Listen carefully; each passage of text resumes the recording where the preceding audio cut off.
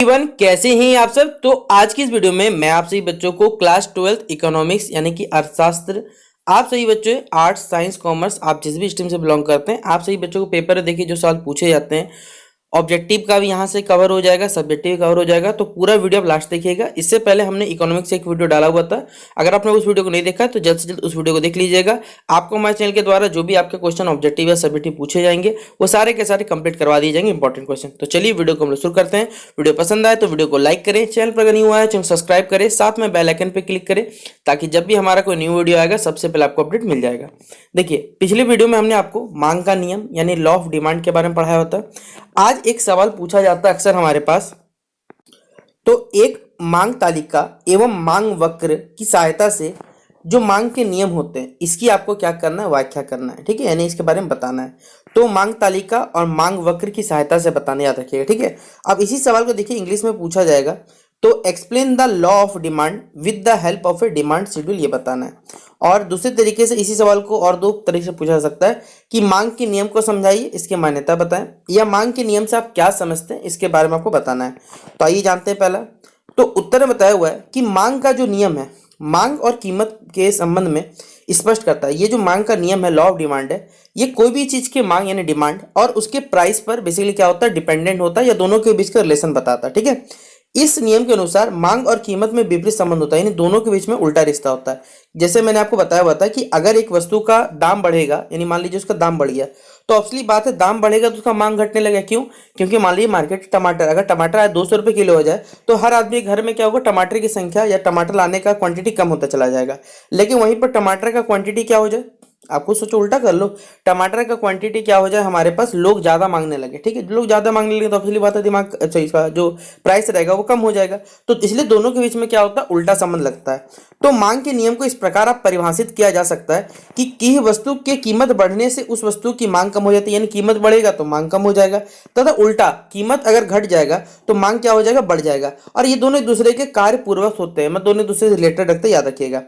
अन्य कारकों से अभिप्राय है, जैसे प्रतिस्थापन हो गया तथा पूरक हो गया, या समृद्ध जो वस्तु की कीमत हो गई, उपभोक्ता की आय होगी, उपभोक्ता की रुचि या पसंद। देखिए, ये बहुत सारे ऐसे फैक्टर होते हैं ना जिन पे ये चीज निर्भर करता है, कोई भी चीज का वस्तु का मांग और कीमत। ये वस्तु को उपभोक्ता का आय, अगर आपके पास इनकम ही नहीं है भाई, आप कमाते कम हो, तो असली बात है खरीदोगे भी, खरीदोगे कम, यूज भी कम करोगे, तो सब कुछ बहुत सारे ऐसी चीजें रखना पड़ता है। अब असली बात है, क्या जरूरी कि हर आदमी को टमाटर पसंद, नहीं, ऐसा नहीं। इसलिए सबका रुचि देखिए अलग अलग हो सकता है, इसलिए ये सब चीजों पर निर्भर करता है। अब देखिए, ये जो मांग का नियम है, लॉ ऑफ डिमांड, इसकी कुछ मान्यता है। क्या क्या मान्यता है, आइए जानते हैं।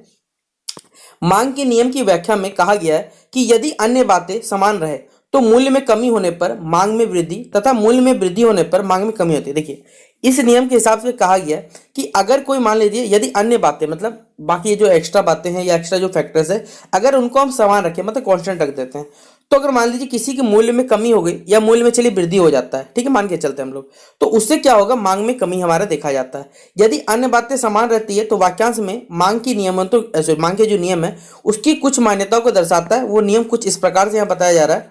जैसे पहला है, वस्तु की आय में परिवर्तन नहीं होना चाहिए। यानी देखिए, मान लीजिए कोई आदमी है, क्या प्राइवेट सेक्टर आदमी का इनकम फिक्स नहीं भाई, नहीं, वो कहीं बढ़ भी सकता है, घट भी सकता है, जॉब छोड़ दे, डिपेंडिंग होता है ना। इसलिए उपभोक्ता यानी कंज्यूमर का जो इनकम होना चाहिए वो फिक्स होना चाहिए, कंडीशन रखा गया है। वस्तु के मूल्य में परिवर्तन नहीं होना चाहिए, यानी उसका मूल्य में परिवर्तन नहीं होना चाहिए, दाम घटना बढ़ना नहीं चाहिए। उपभोक्ता की आदत, रुचि एवं फैशन में कोई परिवर्तन नहीं, यानी आपको जो चीज पसंद है, जैसे बचपन से आप घर का खाना पसंद करते होगे, लेकिन जैसे जैसे बड़े होते चले गए, अब आप देखते हो, नोटिस करते हो, अपने आप में ये फीचर डेवलप हुआ है, आपको बाहर की चीजें खाना ज्यादा प्रेफर लगता है, घर का खाना ज्यादा बेटर आपके लिए, लेकिन फिर भी आपको बाहर ज्यादा पसंद लगता है। क्यों? क्योंकि बहुत चटपटे मसाले या बहुत सारा ऐसे इंग्रेडिएंट्स रहते हैं जो कह सकते हैं खाना के टेस्ट को एनहेंस करते हैं, बट उतने ज्यादा हमारे लिए हानिकारक भी होते हैं। तो उपभोक्ता की आदत, रुचि और फैशन क्या कभी बदल नहीं सकता? भाई एकदम बदलेगा। आज आप कहीं से कपड़ा खरीदते होगे तो असली बात है, भविष्य में उस दुकान से कपड़ा नहीं खरीदोगे, ठीक है, क्योंकि आप किसी कैसे जब छोटे थे तो आपके माता पिताजी आपको सलाह देते थे कि ये कर दो, लेकिन आप जैसे जैसे बड़े तो चले जाओगे, आप अपने चीजों को अपने हिसाब बदलते रहोगे। तो क्या आपके फैशन कोई परिवर्तन नहीं? भाई एकदम आ सकता है। इसलिए ये कंडीशन बोला कि फिक्स रहना चाहिए। स्थापन वस्तु की कीमत, जो भी वस्तु मतलब हस्तांतरित या स्थापन होना चाहिए, उनको कीमत में परिवर्तन नहीं होना चाहिए। वस्तु निम्न कोटि की ना हो, और साथ साथ जो गिफिन वस्तुओं को यह नियम लागू होना चाहिए।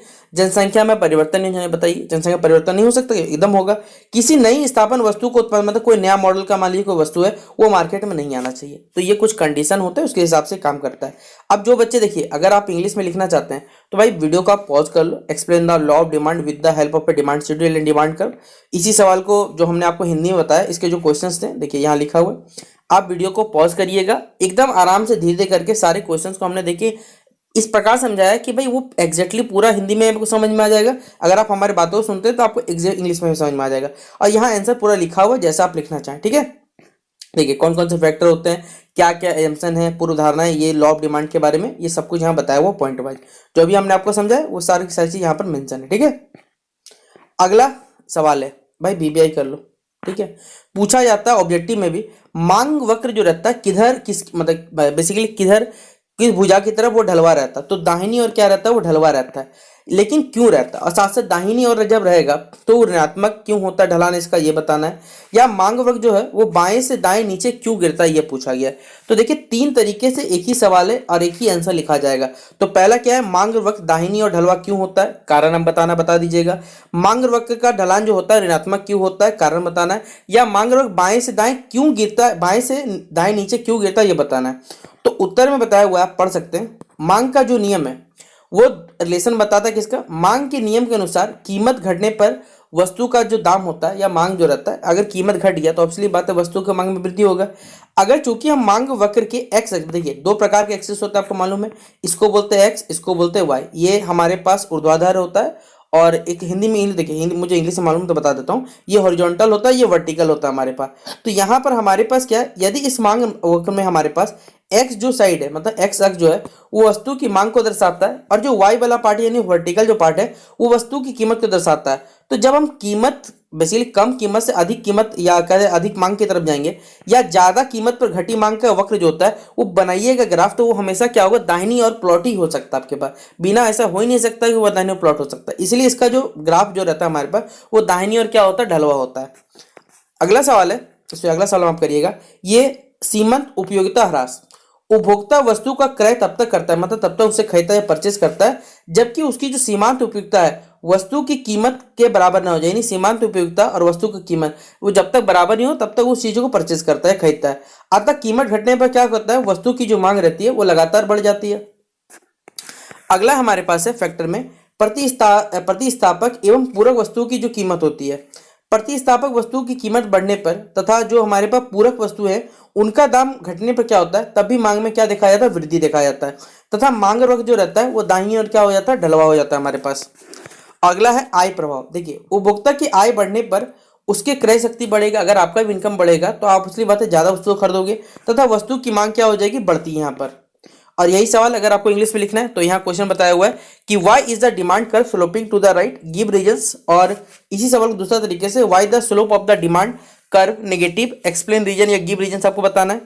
Why does the demand curve falls from left to right बताना है, और यही आंसर लिखा हुआ है लॉ ऑफ डिमांड के बारे में जो हमने आपको बताया, एक्स एक्सिस वाई एक्सिस के बारे में। तो आप इसे पॉज करिए और लिखिए शांति से बैठ के। उपयोगिता ह्रास, मार्जिनल यूटिलिटी की डिमिनिजिंग करना, ठीक है। तो इनकम इफेक्ट उपभोक्ता का जो आय है उसके बारे में बताया हुआ है।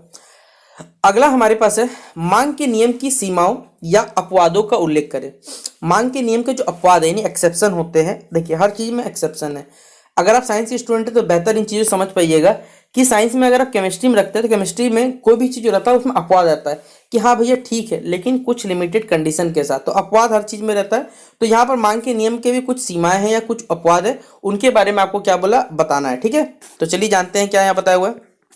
जैसे बोला गया भविष्य में किसी वस्तु के दुर्लभ होने की संभावना, जब भविष्य में किसी वस्तु के मिलने की संभावना नहीं रहती है तो ऐसी परिस्थिति मांग का नियम लागू नहीं होता है, यानी अधिक मूल्य पर भी उसकी मांग जो रहती है वो अधिक ही रहती है। जैसे देखिए क्या है, अभी नॉर्मल कंडीशन क्या मान लीजिए, अभी मार्केट में टमाटर चलिए मान लीजिए प्रोडक्शन उसका ज़्यादा हो गया, उत्पादन ज़्यादा हो गया, तो ऑब्वियसली बात है उसका जो रेट रहता है वो गिर जाता है, ठीक है। लेकिन हटाइए आप इस कंडीशन को, मैं एक और कंडीशन जनरेट करता हूँ। मान लीजिए मार्केट से आपको मालूम चला कि 2 दिन के अंदर टमाटर घटने लगे, टमाटर खत्म हो जाएगा, ठीक है, मान लेते हैं। इस कंडीशन में क्या होगा, हमारे पास टमाटर घट गया, अब हर आदमी क्या करेगा, जितना ज़्यादा होगा मांग उसका बढ़ गया, लेकिन मूल्य भी क्या हो जाएगा, उसका बढ़ जाएगा। जो भी लोग कह सकते हैं बेईमानी करके पैसा कमाना चाहते हैं, वो उस वस्तु का दाम बढ़ा देंगे, क्योंकि मालूम है उस आदमी को खरीदना है, ये सामान खरीदेगा ही वो। इसीलिए अगर क्वांटिटी, अगर हमारे पास मांग भी बढ़ गया तो उसका मूल्य भी क्या हो गया, बढ़ गया। तो ये कुछ कंडीशंस पे बेसिकली फॉलो किया जाता है। तो एक अपवाद है पहले बात, ठीक है। अगला हमारे पास क्या है, जीवन के अनिवार्य वस्तुओं के साथ मांग का नियम लागू नहीं है। देखिए हमारे लिए जीवन, जो भी बेसिकली जो भी वस्तु है हमें जीवन यापन के लिए चाहिए, उसमें मांग का नियम लागू नहीं होता है। जीने के लिए, जीवन के लिए आवश्यक वस्तु जैसे चावल हो गए, गेहूं हो गए, इन पर ये जो मांग का नियम होता है, लॉ ऑफ डिमांड, ये काम नहीं करता। इन वस्तुओं के मूल्य बढ़ने पर भी, अगर इसका मूल्य बढ़ भी जाएगा तो इसकी मांग में कभी नहीं आता। चावल का दाम बढ़ जाए या कुछ हो जाए तो आप क्या चावल खाना छोड़ देते हो? नहीं, एकदम नहीं छोड़ते भाई, खाते जरूर हो, ठीक है। मूल्य घटने पर भी मांग नहीं बढ़ती भाई, दाम घट गया थोड़ी मैं घर में स्टॉक करके रख लो, नहीं भाई, खाएंगे धीरे धीरे करके, क्या दिक्कत है। इसका कारण यह है कि ये जीवन के लिए हमारे अनिवार्य वस्तु, यानी ये सारी वस्तुएं जो है वो जीवन यापन के लिए बहुत जरूरी है और इनके बिना काम नहीं हो सकता। इसलिए इन सब चीजों पर बेसिकली जो मांग का नियम है यानी लॉ ऑफ डिमांड है, ये लागू नहीं होता, ठीक है। अगला हमारे पास है बहुमूल्य तथा सामाजिक सम्मान प्रदान करने वाली जो भी वस्तुएं के साथ भी मांग का नियम लागू नहीं होता। देखिए जो भी वस्तु बेसिकली क्या है हमारे पास, बहुमूल्य मतलब कीमती है, सामाजिक सम्मान हमें प्रदान कर सकती है, सोशल हमें यहाँ पर रिस्पेक्ट दे सकती है, उन वस्तुओं पर भी मांग का जो नियम है वो लागू नहीं हो सकता। जैसे हीरा हो गया, अन्य बहुमूल्य वस्तुओं का जो समाज में कह सकते हैं प्रयोग अधिक से अधिक आदर तथा सम्मान के उद्देश्य से यहाँ पर इसका किया जाता है। फलतः इसकी मांग अगर कीमत बढ़ने पर भी क्या होती है, प्राय हमेशा बढ़ती रहती है। तो इन सब जगहों पे क्या होता है, मांग और जो बेसिकली कीमत और मांग पे यहाँ जो रहता है, दोनों के बीच में रिश्ता क्या रहता है, सीधा रिश्ता रहता है, या आप कह सकते हैं यहाँ पर एक बढ़ेगा दूसरा बढ़ जाएगा यहाँ पर, ठीक है। लेकिन नॉर्मली क्या होता है हमारे पास दोनों के बीच में विपरीत संबंध होता है। और अगला बताया गया शादी त्योहार अन्य विशेष अवसरों पर भी यह नियम लागू नहीं होता। जहां शादी हो गए, त्यौहार हो गए, तो ये नियम काम नहीं करता, क्योंकि अगर सामान क्वांटिटी कम भी है ज़्यादा भी है तो उससे कोई फर्क नहीं पड़ता, उसका मांग नहीं घटने वाला, उसका मांग और बढ़ता चला जाता है। उपभोक्ता कभी क्या करता है, अज्ञानतावश मतलब उसे मालूम नहीं होता और वस्तु की कीमत बढ़ने पर भी उसे अधिक मात्रा में क्रय करने में मजबूर होता है, ठीक है। देखिए कोई वस्तु का दाम बढ़ गया तो फिर भी क्या करता है, सोचता है कि आप बढ़ेगा उससे अच्छा पहले खरीद के रख लो, स्टॉक करके रख लो, इसलिए वो अधिक क्या होता है, कीमत बढ़ने पर भी अधिक मात्रा में क्रय करता है। औद्योगिक मंदी तथा तेजी के समय में भी यह नियम लागू। देखिए औद्योगिक मतलब इंडस्ट्रियल जो मंदी आ गया हमारे पास, और तेजी के समय यहाँ पे देखिए यहाँ पर ये सब जो कंडीशन है, इन सब चीज़ों पे ये नियम लागू नहीं हो पाता। तो ये कुछ पॉइंट्स है जो हमने आपको बताया। अगला यहाँ पर देखिए इसी क्वेश्चन को अगर आपको इंग्लिश में लिखना रहे तो यहाँ बताया हुआ है मेंशन द लिमिटेशन और exceptions of the law of demand, ठीक है। Exception of the law, point number 1 बताया हुआ आपको, possibility of a commodity being scarce in the future. Law of demand यहाँ पॉइंट नंबर 2 हो गया हमारे पास। पॉइंट नंबर 3 हो गया law of demand does not even apply to valuable and socially expected commodities. 4th number यहाँ बताया गया, 5th number यहाँ बताया गया। तो आप इसे लिखना चाहें तो वीडियो को पॉज करें, शांति से लिख लीजिएगा, ठीक है। अगला सवाल है हमारे पास, किसी वस्तु की मांग को प्रभावित करने वाले जो भी कारक है उनकी आपको व्याख्या करनी है, और मांग को प्रभावित करने वाले कौन कौन से कारक होते हैं, मांग के निर्धारित तत्वों को समझाइए, बाजार मांग के निर्धारकों की व्याख्या करिए। यानी देखिए 4 सवाल है, ठीक है। यहाँ पर चारों सवालों का मतलब एक ही निकलता है, ठीक है। तो पेपर में किसी भी तरीके से पूछे आपको जवाब देखिए देना पड़ेगा, 4 थोड़ी जवाब दोगे।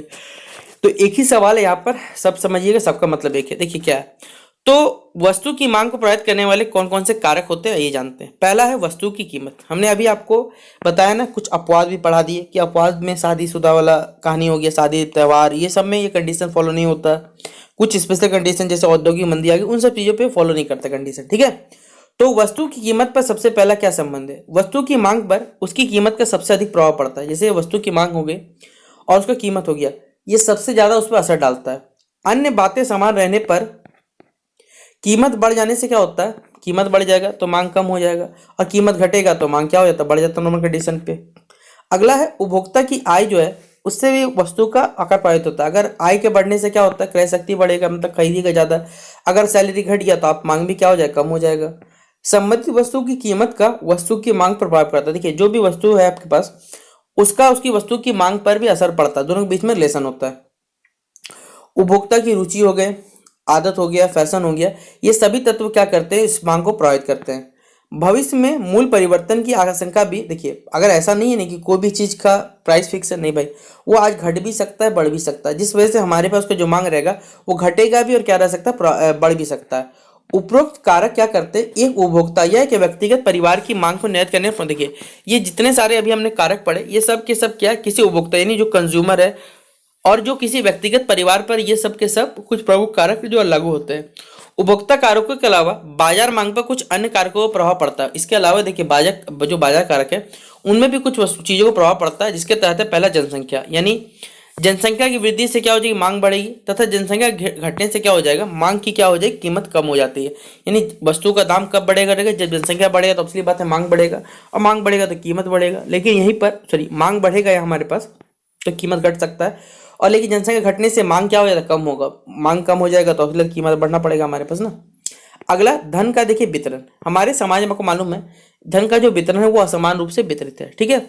यदि समाज में धन का वितरण समान होगा, यहाँ बोल दिया, देखिए कंडीशन लगा दिया गया कि अगर यहाँ पर समाज में धन का वितरण क्या होगा, समान होगा, तो अन्य सभी जो बातें, ठीक है, अन्य सभी जो बातें हैं समान रहने पर वस्तु की सेवाओं की जो मांग होगी, क्योंकि कम आय वाले जो आदमी है वो उपभोग प्रवृत्ति कम होती है, और आय का स्तर जैसे ही बढ़ेगा तो उन्हें खरीदने की जो प्रवृत्ति है वो लगातार बढ़ती चली जाती है। अगला सवाल है सरकार की कर नीति। देखिए सरकार क्या करती है, हर चीजों पे, देखिए सरकार को देश भी चलाना रहता है। अब सरकार पर पैसे कहाँ से आएंगे भाई, तो टैक्स से आएगा। टैक्स को हिंदी में क्या बोलते हैं, कर बोला जाता है। अगर लोग क्या करेंगे, सरकार अगर इन पर टैक्स नहीं लगाएगी तो लोग क्या करेंगे, लोग ज़्यादा से ज़्यादा परचेस करेंगे। भाई सरकार को क्या इससे बेनिफिट नहीं, इसलिए सरकार क्या करती है, टैक्स लगाती है, क्योंकि उन टैक्स के मिले पैसों से ही सरकार पे अपना घर चलाएगी ना। देश को चलाना तो सरकार को पैसा चाहिए, और पैसा कहाँ से मिलता है, टैक्स से मिलता है। फिर व्यावसायिक चक्र। तेजी की स्थिति में बाजार मांग वक्र जो बाजार मांग है वो लगातार बढ़ती चली जाती है, जबकि मंदी क्या रहती है, वो स्थिति में बाजार की क्या हो जाती है, मांग गिर जाती है। यानी जब हम क्या कहते हैं, तेजी की स्थिति में जब रहते हैं तो बाजार की जो मांग है वो बढ़ जाती है, और जबकि मंदी की स्थिति में क्या होती है, जो बाजार स्थिति या जो बाजार मांग है वो लगातार गिर जाती है। अब इसी सवाल को अगर इंग्लिश में लिखा रहा है, explain the determinants of market demand, तो लिखा होगा प्राइस ऑफ क्वांटिटी, पहला पॉइंट। कंज्यूमर्स इनकम, तीसरा the demand of related commodities, चौथा है कंज्यूमर इंटरेस्ट, पांचवा है फियर ऑफ प्राइसिंग, और सिक्स है हमारे पास कुछ एक्स्ट्रा फैक्टर जैसे population, distribution of wealth, government tax policy. Option number D है हमारे पास बिजनेस साइकिल, ठीक है। तो इस प्रकार हमारे पास आज का ये वीडियो खत्म होता है। बाकी जो बच गया क्वेश्चन वो आपको नेक्स्ट वीडियो में करा दिया जाएगा। तो आशा करूंगा कि आपको वीडियो पसंद आया हो। वीडियो कैसा लग रहा है जरूर बताइए कमेंट बॉक्स में, और आप सही बच्चे से शेयर कर दीजिएगा, ताकि जिनको भी इंग्लिश में लिखना रहा इंग्लिश में लिख सके, हिंदी में लिखना रहा हिंदी में लिख सके। तो चलिए मिलते हैं नेक्स्ट वीडियो पे, तब तक के लिए जय हिंद जय भारत।